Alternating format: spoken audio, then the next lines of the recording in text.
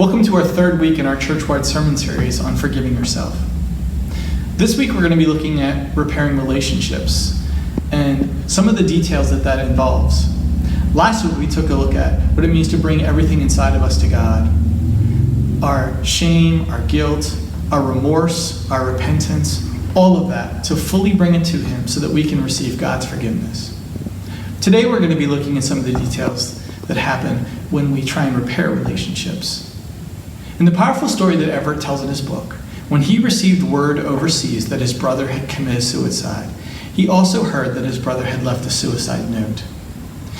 That added to his guilt and shame because that note was addressed to him personally, no one else. You can imagine what would go on inside of your head wondering what that person had written to address to you personally when they had taken such a step, a decision, an act. It weighed on Everett's heart. And so when he was finally handed that note and read it, he was a bit relieved to find that his brother had simply asked him to take care of his family finances that were in a bit of a mess, and in doing so to take care of his brother's wife and family. Everett then set about to do exactly that. The whole process of receiving that word and the guilt that was associated with it were further pushed for Everett to deal with the steps of restoring relationships and moving towards self-forgiveness. That led Everett to not only helping his brother's family, but also to dealing with a situation that he might not have any other way to resolve. Some people have pain, brokenness in relationships that they can no longer directly impact because of death, time, or some other challenge. You might not be able to go back and directly deal with repairing a relationship. But there are ways to repair the effects of what we've done. And those are the three steps we're going to be looking at today. The first step is this, to take responsibility. He talks about the justice gap. I really hope that you read that section or will read it. It's an important one that I can't summarize fully for you. The justice gap is the way a person sees a situation and how they'd like to see it. When injustice is present, the way that they see it and how they would like to see it are far apart. In other words, the way that they wish that we had acted and the way that we did act toward them are not in alignment. And so that justice gap is an issue that has to be addressed. And taking responsibility for how we acted and how we could have acted or should have acted is a critical piece. And restorative justice, restoring the gap, makes self-forgiveness easier.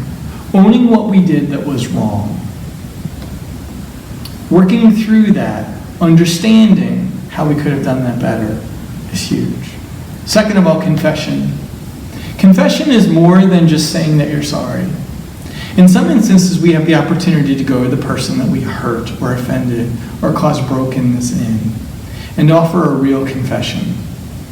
Everett talks about the steps for that, a healthy, full confession in the chapters that we read.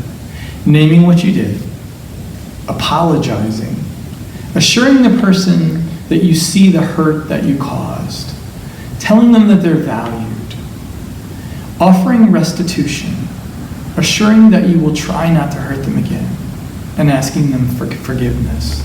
These are the steps that Everett offers to a real strong confession that brings healing to that person and moves closer to having self-forgiveness for yourself. The third step is making amends. Making amends involves caring about the other person's welfare and doing what you can to work toward their healing. That means that we take the responsibility to do what we can to bring healing in that other person. In Everett's case, that meant helping the widow and her children through the financial hurdles of his brother's death and their current financial situation to have a better, more whole life.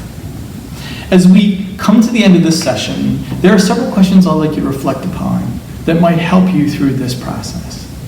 First, have you ever forced your kids to say they're sorry when they didn't want to say they're sorry? Why did you do that? And would it mean more if your children actually owned it? Sometimes we feel forced to say we're sorry, and we don't always really own it as adults. His chapter today helps us to really reflect on how we do that. Second of all, has anyone ever given you a sincere apology and owned up for what they did? And how did that help you in your process of forgiveness and healing? If you have had that experience, you know what a gift it is, and you know how that can help someone else receive healing, offer forgiveness, and move you towards self-forgiveness.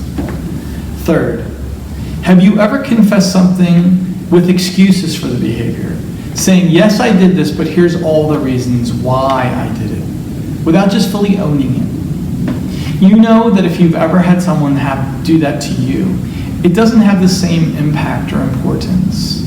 What would it mean for you to confess something without excuses?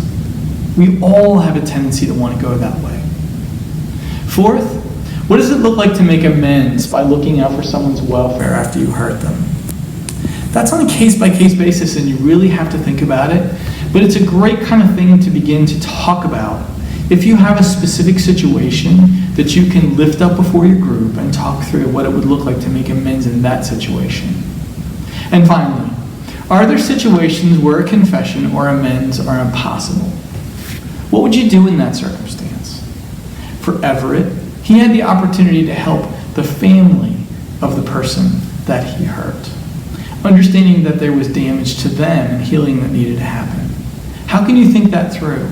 How can you help to bring amends to a situation that might not be directly involved with the person that you created the problem with? All that moves us toward the second step of repairing a relationship and leading us closer towards self-forgiveness. I pray this week that the book readings all led you to a deeper understanding of this and helped you further down the road in this journey. As you continue this, I hope the next week's readings do the same, and I encourage you to stay involved, deeply thinking and reflecting. Thanks so much and have a great week.